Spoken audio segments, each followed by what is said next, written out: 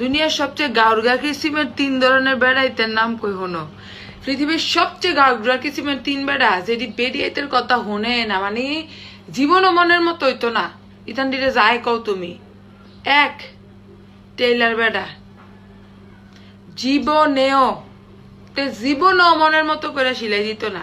তারে কই এমনে কনের আগেতে কয় বুঝা লাইছি সিলাই সারলে তারে কইছি আমার জামা বানাইতো তে আমার মার জামা বানাই রাখে, আমি বুঝি না তেতে কি করে।